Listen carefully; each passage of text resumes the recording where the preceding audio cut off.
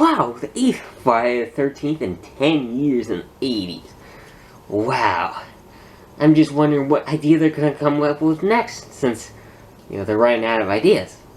Yeah, the 8th Friday the 13th movie in the series, yeah, that's kind of when people are getting sick of slashers, and I personally blame the MPAA because, yeah, they kind of cut out most of the gore in Part 7 and some more in this movie. But also, the main problem with this movie is the movie's advertisements, which showed Jason in Manhattan because the writers were out of ideas.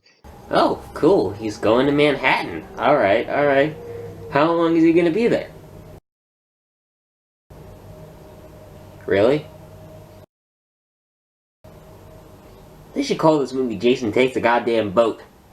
But that's because they weren't making as money with this movie, and they had a lower budget, so they couldn't get him in Manhattan much, so advertisements lied, and for most of the movie he's on a boat. And at least I can say this about Muppets Take Manhattan, even Hellraiser 3. They at least were in motherfucking Manhattan. This movie is on a goddamn boat. So, pretty much this movie was screwed from the beginning. Let's see how screwed when I review it. Let's go.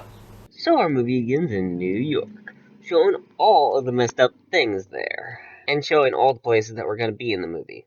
But you're gonna have to wait at least an hour to get there, because, most of this movie takes place on a boat. So we go to Camp Crystal Lake, where the teens are fucking, and putting away an anchors out so they can tell the story of Friday the 13th. There was this boy named Jason Voorhees, drowned in Crystal Lake about 30 years ago. Okay, that is not Jason. Jason is deformed. That is not fucking Jason. Alright? What the fuck, movie? You're forgetting your own damn continuity. I mean, this is the 8th movie, but it's still unforgivable to forget that. So after he's finished, the killer is brought back to life. And of course, he goes to check it out. But he doesn't come back, so his girlfriend goes to look for him. And of course...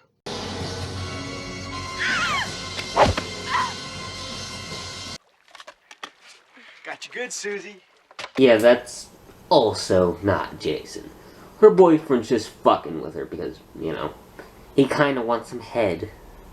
Oh, and also, why the hell is there an axe mark on that mask? I mean, I do enjoy the mask, trust me, but the mask doesn't need this axe mark. It shouldn't have it since, this is a brand new mask. The mask from the last movie, which I'm not even sure if it was the same mask as part 3 and 4, because that's just kind of confusing, but that's those movies' fault. But still, the mask was torn apart. This is a brand new mask. What, did he know about the axe mark and ask for them, or did he put an axe mark in it or something? Because if he did, Jason's about to say thank you. So then as they're fucking, the real Jason Voorhees comes to kill them with a new mask.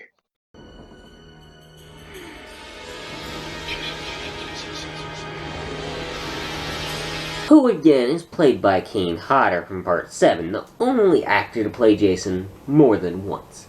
He actually played him 4 times, but he doesn't look as cool in this movie. I mean, Kane makes it look good. He's awesome, but, Part 7 he's all ripped up and shit, and instead of his mask, actually everything is different. He's not as teared up. I mean, I know the movie didn't have as much budget, but it's not as cool. I mean, it looks fine, but it could be cooler, but you know what? It looks cool. I still like it. So Jason's, of course, a terrible shot. So because he stays and sits there and does nothing, he of course is able to kill him easily. Okay, sorry dude, but if you're not gonna move when he's about to kill you, you kinda deserve to die. I mean, really, he's walking pretty damn slow. You can easily get out that window with her. Or at least try to get out. Lazy fuck.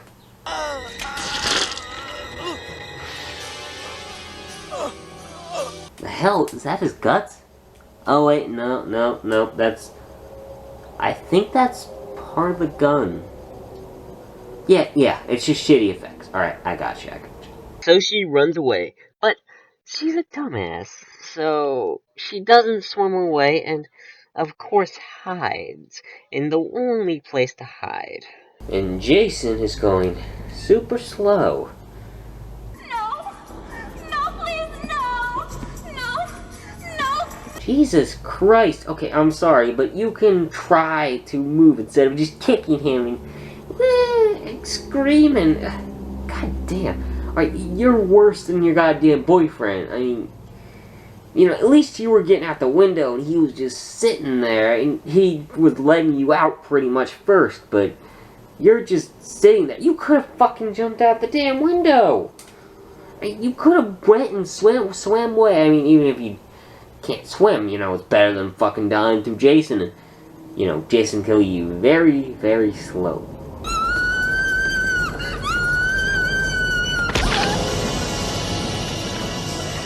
Yep, you had the chance to get out, but you deserve that, you stupid goddamn bitch.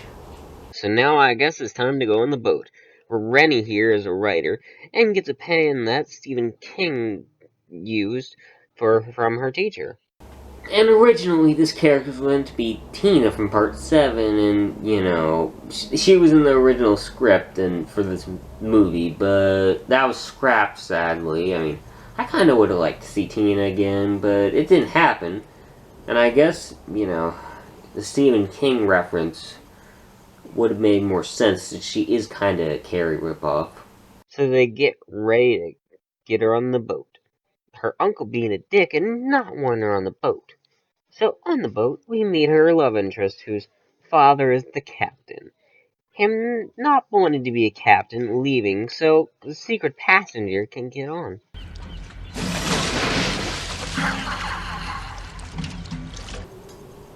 And Jason, why are you getting on the damn boat? You don't need to. I mean, you can if you want to kill them, but do it quickly so you don't have to take a trip to New York and back. So the boat sets off, Rennie finding her boyfriend, him giving her a New York necklace. Wait, so if you knew she probably wasn't going to be there because, you know, she probably wasn't, why'd you buy that? What, were you going to come back home and say, hey babe, I got you a motherfucking necklace from New York. I'm sorry you weren't there because you're afraid of water, but sorry, here, take it. So then after they're done talking, we go to see a girl on a guitar solo, being filmed by this guy. And of course, he doesn't have any time to go down to the power room with her, so she goes alone. But not alone. We have Jason here to show her some real heavy metal.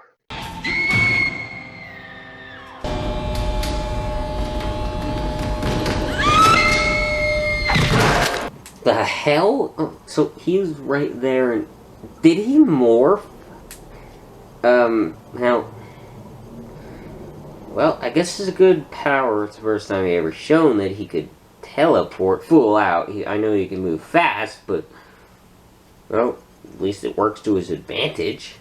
So after she's dead, she starts to see something outside her window. And what is it?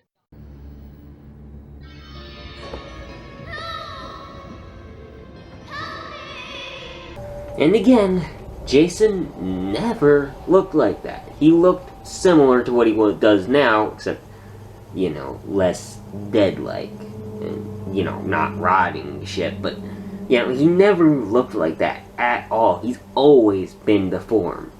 So then we go to a boxing match where Julius is winning because of the guy was looking at Tamara above him. And she shows that she's a mean girl doing drugs on the boat and her uncle almost catching her. Oh, and bitch, by the way, if she did tell her uncle, he would have been one of those assholes who like, took it bad, okay, you're going to jail now. Because, you know, he's that much of a dick. So then we go to the other boxer who's in the steam room, and Jason comes to join him to make him feel the burn.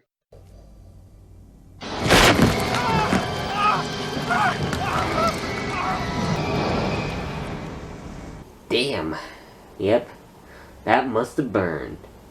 And also, the ship has a goddamn sauna? What the hell? The ship must be infested with rich kids.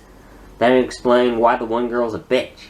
And then after that, she gets her bay back, knocking Rennie into the water, Sean saving her life. Her uncle, of course, blaming everybody because he's an asshole. So she goes to the bathroom, pissed off, seeing Jason in the mirror again.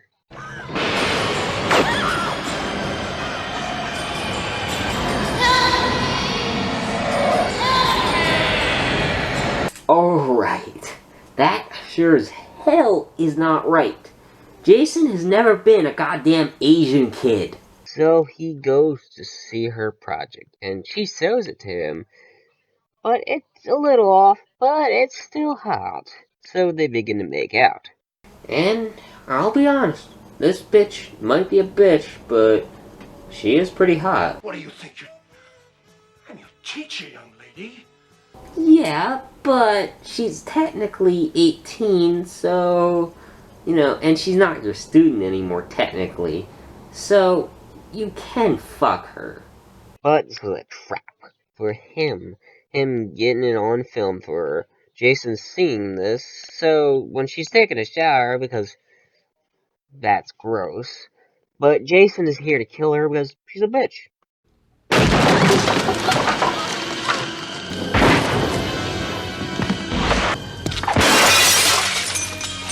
Oh, and actually, Kane originally was not meant to break that mirror with his fist. Originally, the person who did the stunt was supposed to break the mirror, but, she didn't. And Kane knew, as a stunt actor, that is difficult, so he just punched the fucking mirror. So, that's some damn good improvising. This is why we love you, Kane.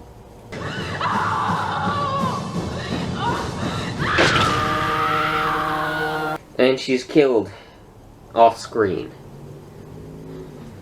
Well, okay, so movie. When you kill a person that's a bitch off, you kill them painfully. And the part 4 with Jason Break the Mirror was kind of cool, but you make sure they fucking die and that they deserve it because they're assholes.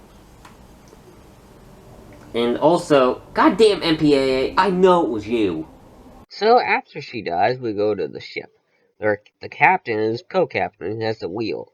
And he says he has a kid, so of course he dies. And then after the captain goes to check his body, of course he dies too.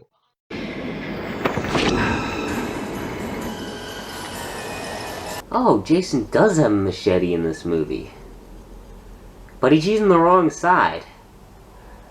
Jason, you might want to turn it around. It works a little better.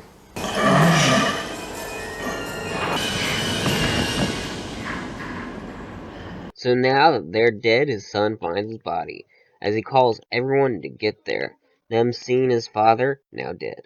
I demand to know what is going on. Sean, Where's the radio? Well, you shouldn't. Not like his son cares. He was a shitty-ass father. So they say they're gonna try to hunt the motherfucker down. So they take all the weapons and go off, so that we can see the only character we've met find the bitch.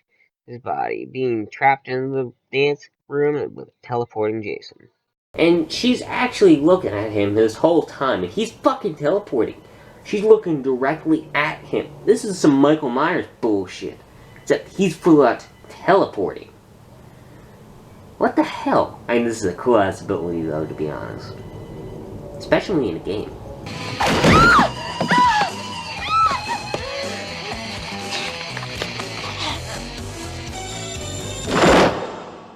Sorry, I really don't care. I barely even knew you.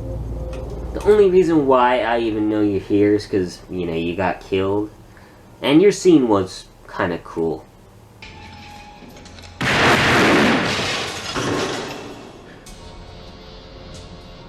And, fuck. I'm just gonna delete the camera roll, okay? Yeah.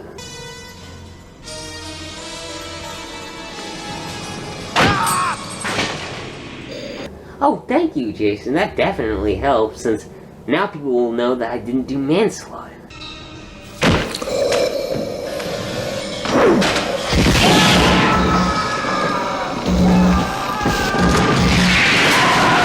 problem now is that he's dead. So now the smoke alarm goes off because Jason pushes it, because he's the nice guy. And he goes after the crazy guy with just a flare gun. So then we go to another dumbass being chased by Jason. He dies because Jason kinda cheats.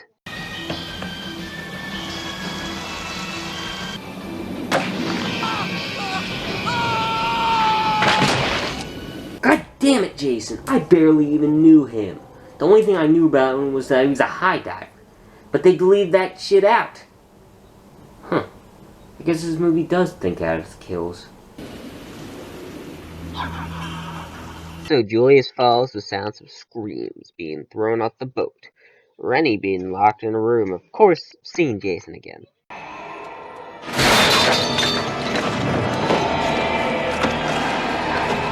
Oh, there you go. There's the real Jason. Now, for this, you're not actually crazy.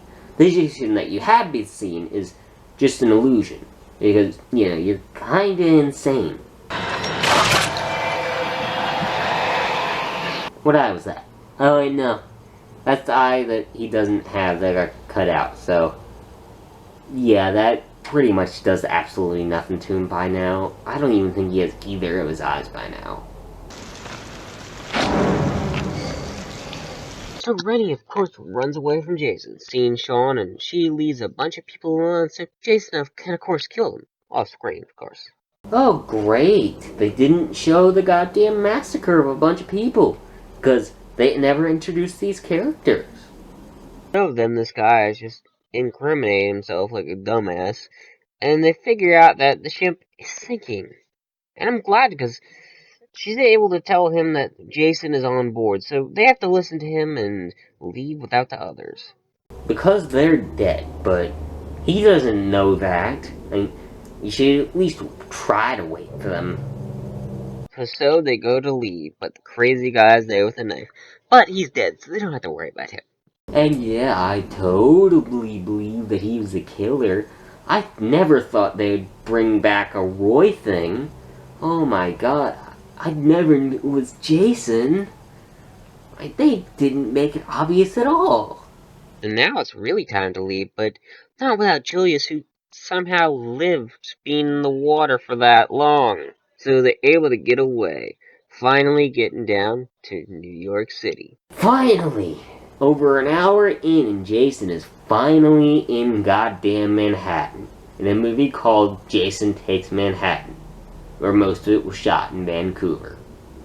So they're finally in Vancouver, as Jason is not too far behind them.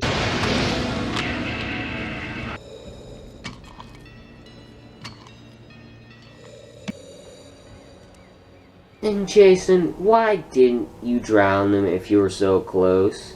And you easily could have done that. I know you're fast in water.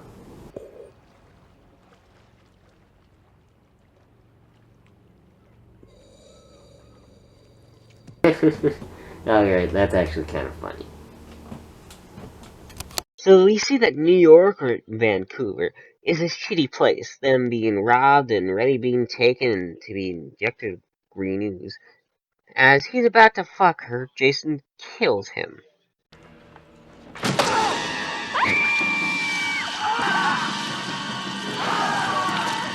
Phew. Oh, thank you, Jason. You just made that so much easier for me to explain.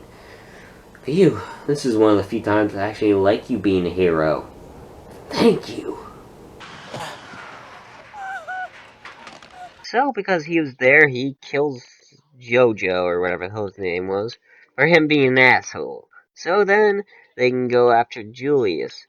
He makes him go up a ladder where he really shouldn't have gone up. So he's cornered, and he just starts punching him a lot. And Kane Hodder is really taking all these punches. Because, Kane is a fucking badass. Take your best shot. Motherfucker. But Jason can definitely give a better hit than he can.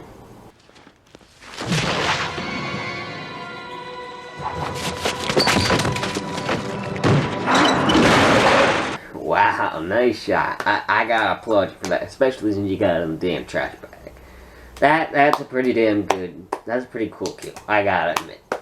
MPAA weren't even able to fuck with that kill pretty much, so I gotta like it. So now that he's dead, Rennie is walking around New York high as fuck until Sean sees him.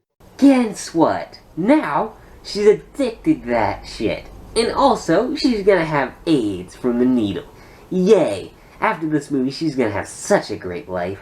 So they now got an idiot cop just pointing guns at people and looking for her, and they find Rennie, and hell, they even find Joyce there too. Nice police work, man. You found everybody already. The only problem is, you're kinda dead.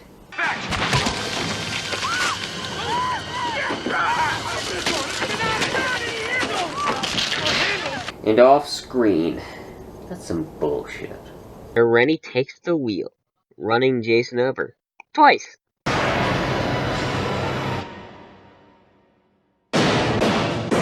The hell? Is the movie skipping?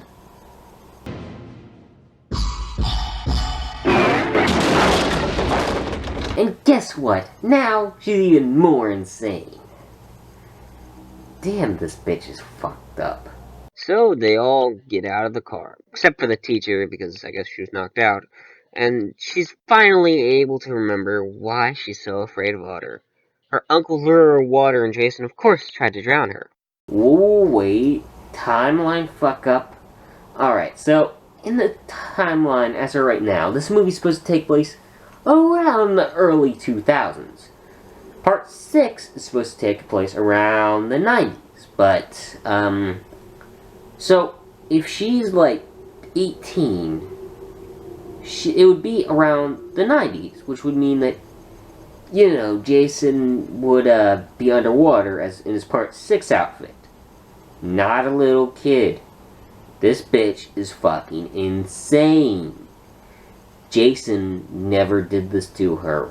She's just crazy. You pushed me into the lake. I was only trying to teach you. And for once, I can't believe I'm saying this, but I'm on his side. I mean, that's how he taught kids to swim in his day. I'm sorry, but that's not bad. Throwing something in the water like that, that's just what you do. It's not his fault. And he's a dick, but it's not his fault for that one. You son of a bitch. He was down. Wait, is that really important? Your pretty much mother just fucking died. So she leaves the dickhead, as Jason wakes up to chase him and actually really teleport.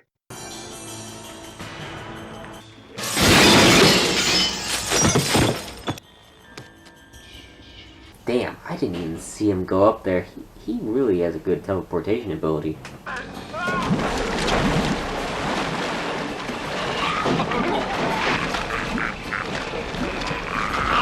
Yeah, that's for being an asshole and throwing her in the goddamn shit. But especially for just being an asshole this whole movie.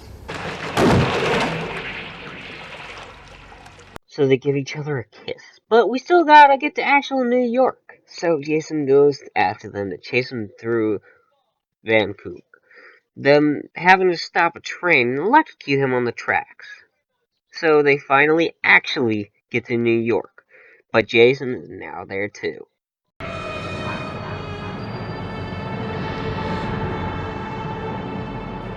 Finally, this movie finally makes watching this movie worth it. Just for that one shot. Because it's pretty damn cool. You a dead meat slime bag. Yo, man, it's cool. It's cool, man. I'm sorry. That was actually pretty damn funny. I mean, the only problem with that is that he didn't fucking kill him, but him just moving his mask up and just showing his fucking face, that's just kind of funny. I'm sorry. So we go to a diner where there's no phones because it's busted. And so Jason knocks through the door for him to beat this cook's ass. Who was played by Ken Kirshner, who played Jason and Freddy vs. Jason. I wonder which one would win in a fight. Son of a bitch.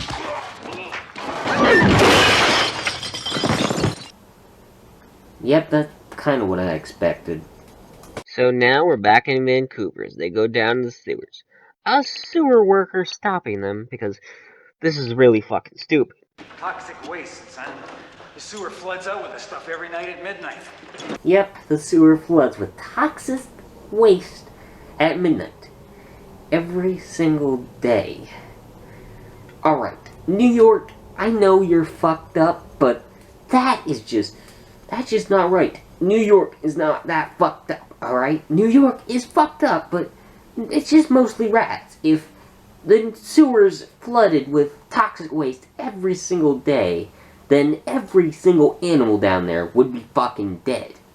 What? Okay. That does not make no damn sense. Why? Did you just need a reason to kill Jason? Chopping his head off not fucking work?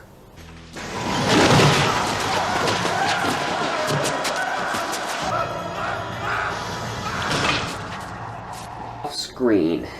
That's some bullshit. You get me in the leg, and you're not gonna get me now. What the fuck are you talking about? No, really, I don't even think Jason knows. This bitch is fucking crazy. He was down there, chained up, in his Part 6 outfit at this time. Because, he wasn't a little kid. He was an adult by this time. She's just fucking nuts. So Jason chases her as she grabs some toxic waste to throw it in his face.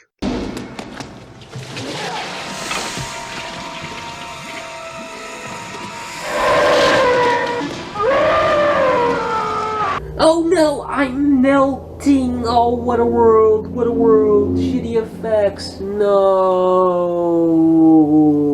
So Jason chases after them, looking really stupid, as they're trying to get out, but the toxic waste comes and it kills Jason.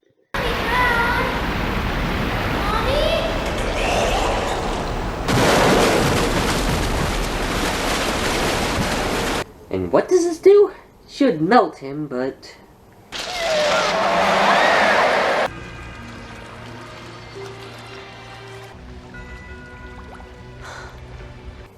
It turned Jason into a little kid. How the fuck does that work? I know they wanted a sequel, but this puts him even more a corner. How the fuck did he turn into a little kid? I mean, at least Jason Goes to Hell, he came back from eating somebody's heart. His heart would be fucking disintegrated. What? Why would he turn to a little kid? Unless she's just fucking insane. He's just little bits and pieces of fucking nothing. Actually, that's probably the thing. She's probably just crazy. So now Jason is dead. I guess the dog comes back because the killer's gone. It didn't want to die earlier. So the movie ends with Rennie, of course, dying of a drug addiction. The guy being killed by Jason because he went back to Crystal Lake, and Jason going back to Crystal Lake for him to take over people's bodies and get his sex change back into Jason. So that was Friday the 13th, Part 8. Jason Takes Manhattan. And while it is bad, I kind of love it still. The movie is good. It's a mess, I'll tell you that for sure. I mean, the movie doesn't take place in Manhattan for very long. I mean, I kind of wish it was on a boat less, and the characters aren't very good, especially our main leads. The only character I liked was Julius, and I guess the bitch and the dick were actually written decently. I mean, they're both dicks and bitches, so I guess the camera guy too. But Julius was my favorite character, and the favorite death scene, since it was actually kind of cool. With that scene was just the best scene in the movie. Well, second best. The best scene was actually when they get to New York, where it actually is a good movie. I actually like it when they get to New York. I mean, the Vancouver stuff isn't bad. I mean, most New York movies film in Vancouver. I'm not sure if Muppet Take Manhattan did. I probably wouldn't surprise me, but that's probably a better movie. But I still enjoy this movie. It's bad, but I enjoy it. I mean, I wouldn't say it's the best movie in the series. It's definitely not. I mean, Part 7 is better. And this film wasn't as badly censored as that movie, but it definitely still was. But I do enjoy the movie overall. I mean, it's fun to watch. I mean, it's not boring at all.